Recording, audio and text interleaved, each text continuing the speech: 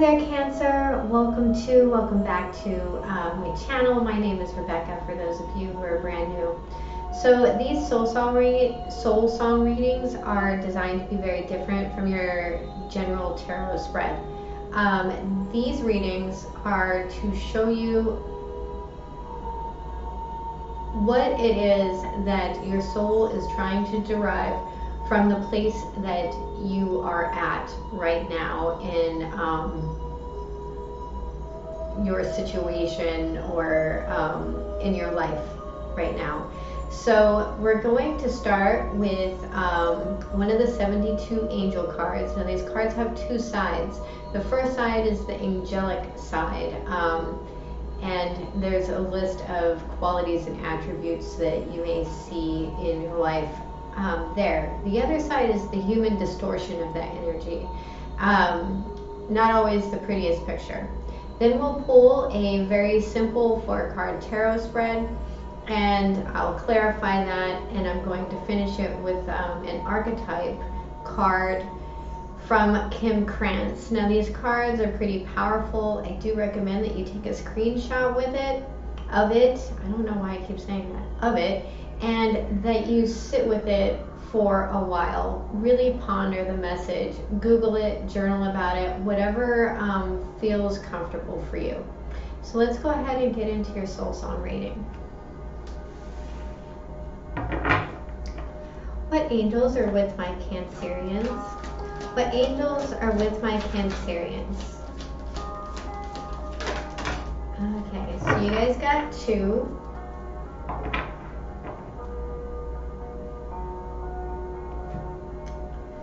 We have number 25, Neath Heyaha. Bearer of supreme love and wisdom, mastery of spiritual forces, study of metaphysics and the Kabbalah, understanding the notion of time. Here's the music coming from high spheres. Like an angel, can obtain everything. Discovery of the hidden mysteries of creation. Facilitates visions, revelations in meditation and dreams. Helps find a place or house in which to meditate. Loves peace, solitude and silence. A calm person. White magic. Wishes for other people's well-being, and spiritual charisma. The human distortions. Black magic, satanic pact, renounces God, atheism, possession, bewitchment, misfortune, despair, material interests, self-centeredness, agitated, incoherent, impatient, goes against destiny and the universal laws. So here are some dates that might resonate with you. We have July 23rd to July 27th, April 14th, June 28th, and September 11th, November 23rd, and February 1st.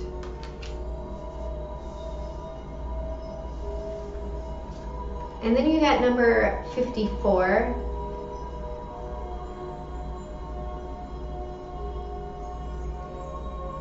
Nithiel, eternal youth, beauty, grace, refinement, hospitality, warm welcome, artistic and aesthetic talents, celebrity prestige, freshness, candor of childhood, healing, legitimate successor, synchronicity, and stability. The human distortions. Seduction for personal gain, focused on external beauty and on appearances, lust, ambition, blind admiration, illegitimacy, reversal, permanent conspiracy, attitude that does not correspond to one's words, illness, accident, ruin, unstable situation, takes for granted, fear of growing old, bulimia, anorexia, feelings of inferiority or superiority, and dates that may resonate with you.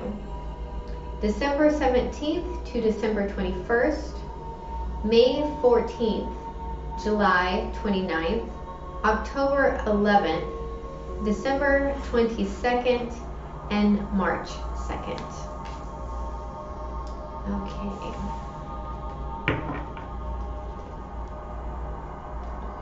What is the past for my Cancerians? We have the High Priestess. What is the present for my Cancerians? The Seven of Swords. What are the external factors? What are the external factors for my Cancerians? Thank you. We have the Six of Swords. What is the guidance? What is the guidance from the divinity? What is the guidance?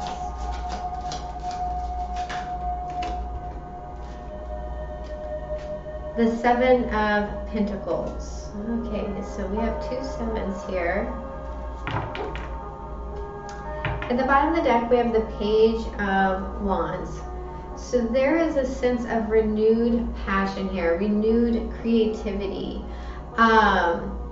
This could also be like a young fire sign, but there's always messages in the pages, right? So this could be happy news coming in. I feel like it's somewhat of a spark. So let's look at this High Priestess.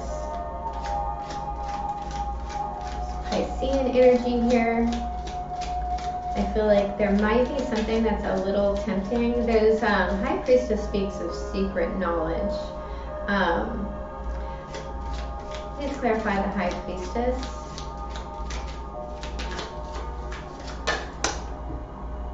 We have the Seven of Pentacles. That assessment. Please clarify the High Priestess. The King of Pentacles, Capricorn, Taurus, or Virgo. Thank you. And the Knight of Wands. The bottom of the deck, we have the Star card in reverse. So I feel like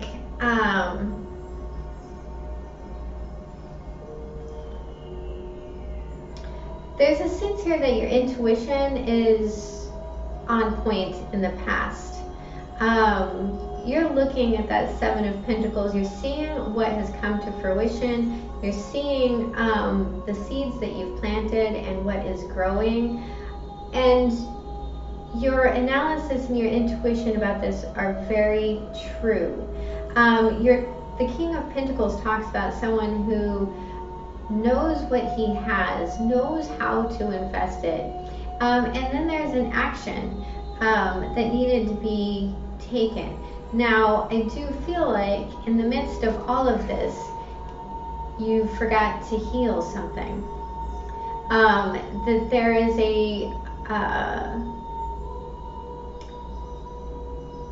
maybe this is a sense of healing your intuition and learning to trust it again. Let's look at the Seven of Swords. Please clarify the Seven of Swords. For many of you, I actually feel like this is self-deception.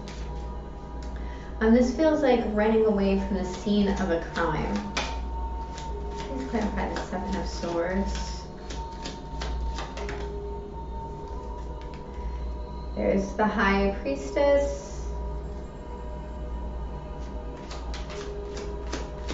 Whatever this was, it's coming back to haunt you. Please clarify the Seven of Swords. Thank you. The Two of Wands.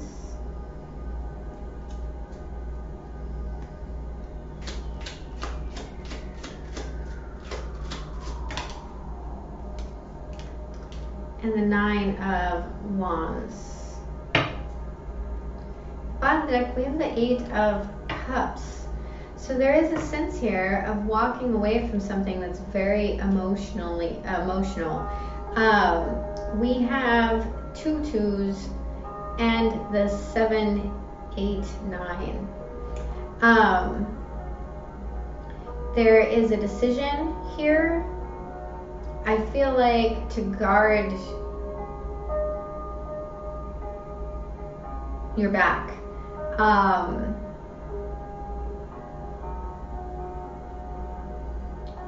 There is a secret here, something that you feel very guilty about. There's a sense of shame. And there's also a need to not allow this to come back in, that you know that it's not for your highest good. And there's a need to walk away from that. And I feel like even forgive yourself. And I think that's what ultimately the 7 of Pentacles is about. Let's look at the 6 of Swords. Please clarify the 6 of Swords. We have the 9 of Swords. So there's a lot of anxiety around this move. The Hierophant.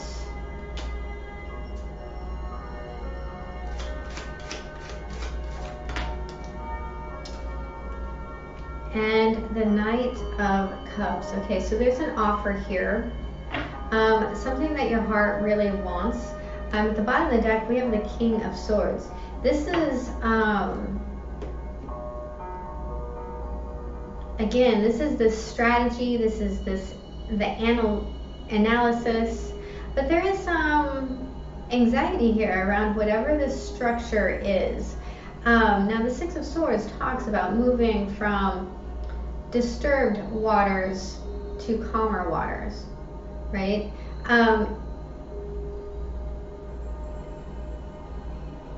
In this picture in particular, the disturbed waters are actually right in front of them. It's almost like the boat is creating the wake. So this move is creating this anxiety, these sleepless nights. And there's a sense here of higher learning and understanding what will make you happy, or what it is from this cup that you want to offer, right? Now, the Knight of Cups, he can be kind of a tricky character, right? He is a little in love with just being in love. So there is a sense here of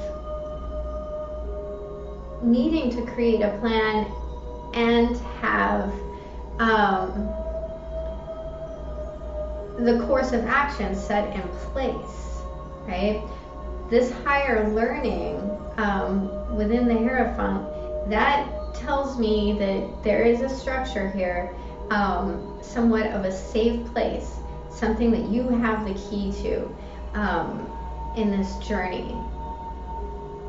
Let's look at the 7 of Pentacles. Also, I'd like to point out we have the High Priestess here and the Hierophant. And, you know, this is a couple that is very spiritually awakened and very spiritual. So let's look at the 7 of Pentacles. We have the 4 of Wands. This is a coming together, a working with someone, partnering with someone, creating a solid foundation. I also feel like this is, see the purple in that card? I don't know if you can actually see it. This is that connection to the divine, coming into an understanding of what that stability looks like to you. Please clarify the 7 of Pentacles. What is the guidance? The World came out in reverse.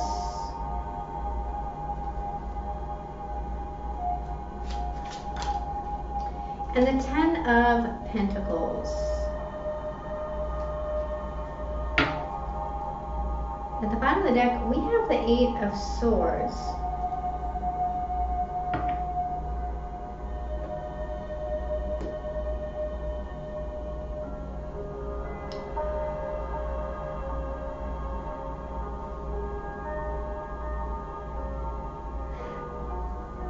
So for some of you, I don't know who exactly this message is for. This is very much about not giving up on something.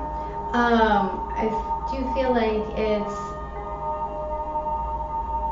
something that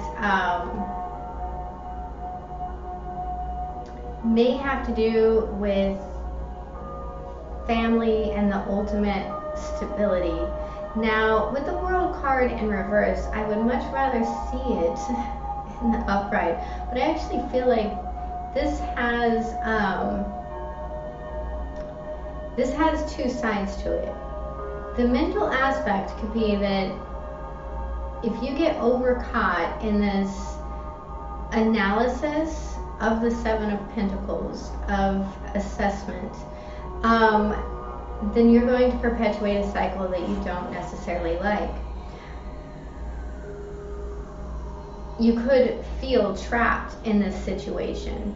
The other aspect of it is if you free yourself and speak your truth, then there is a very good new beginning here that isn't foolish. This is something that's very well thought out. So be careful being trapped in this, whatever it is. There is a sense of coming together and working together to build a long-standing legacy. But you can't be too caught up in what that has to be. And I'm getting that because she's looking up at the pentacles and she has one in her hand. And so because she's looking at them, you know, there's a sense here of projecting, but you also have to be able to release what that is that you're projecting. You cannot control the outcomes, and if you try to control the outcome, you're going to be caught in that Eight of Swords energy. Okay. So let's get your archetype card. What archetype is with my Cancerians? These things are so hard to shuffle. They're round and they're big. What archetype is with my Cancerians? That is way too many.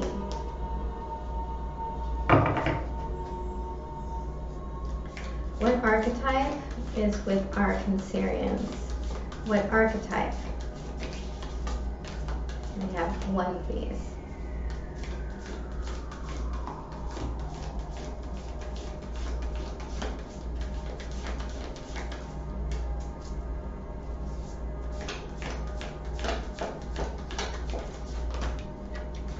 Okay, we will take two.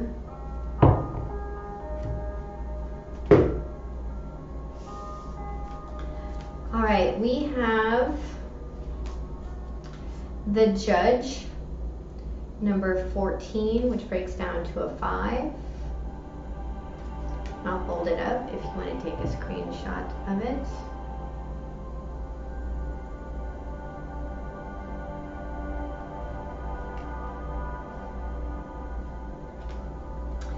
And then we have the Mask, number 61, which is another 7.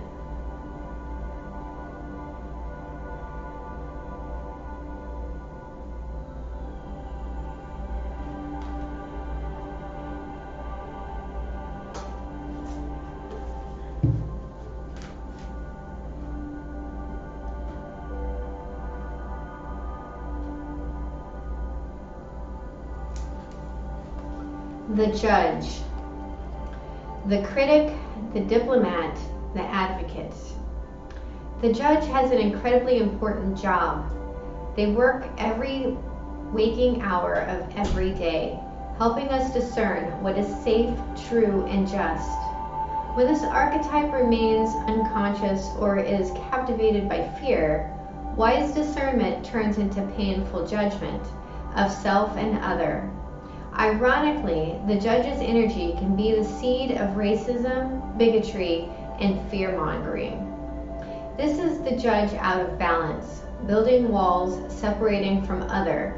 When this same discerning force is made conscious and healed, however, the judge may be found advocating for civil rights causes, standing up for the underdog, providing resources for those in need, and forgiving again and again. Love is the deciding factor. Awakening this archetype is essential for the complex times we are in. Get your judge in order. The world needs it. The judge's energy is contagious. When we feel judged, walls go up all around. Similarly, when we feel accepted, the entire world softens. When light, discernment, advocacy, right action, compassion. When dark, critical, punishing, unforgiving, wall building. Go deeper. Osiris and the white feather of Ma'at. Gandhi had an incredibly illuminated inner judge. He was a lawyer. He practiced silence one day a week in order to hone his discernment while on his revolutionary path. That is a strong energy.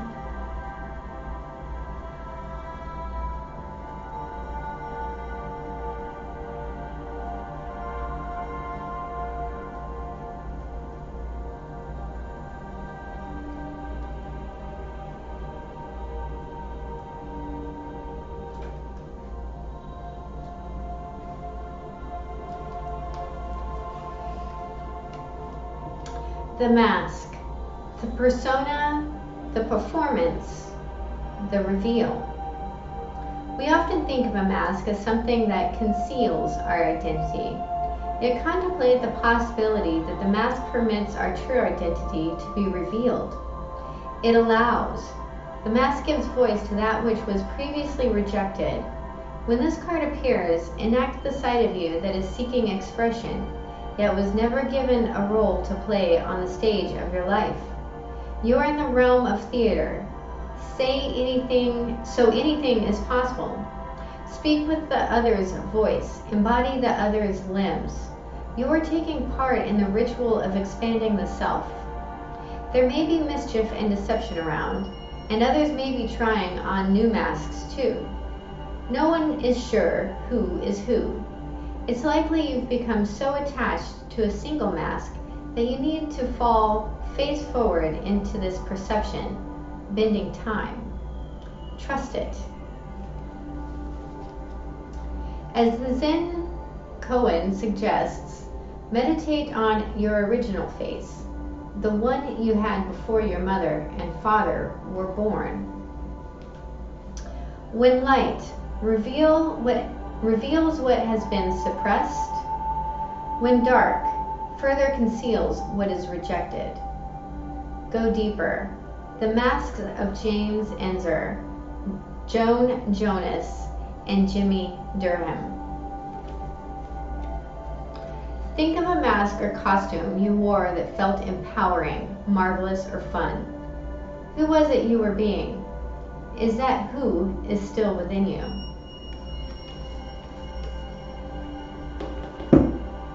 That, my amazing Cancerians, is your soul song reading. I do hope it was helpful. If it was, please hit the like and subscribe button. Have a beautiful day. I love you. Bye-bye.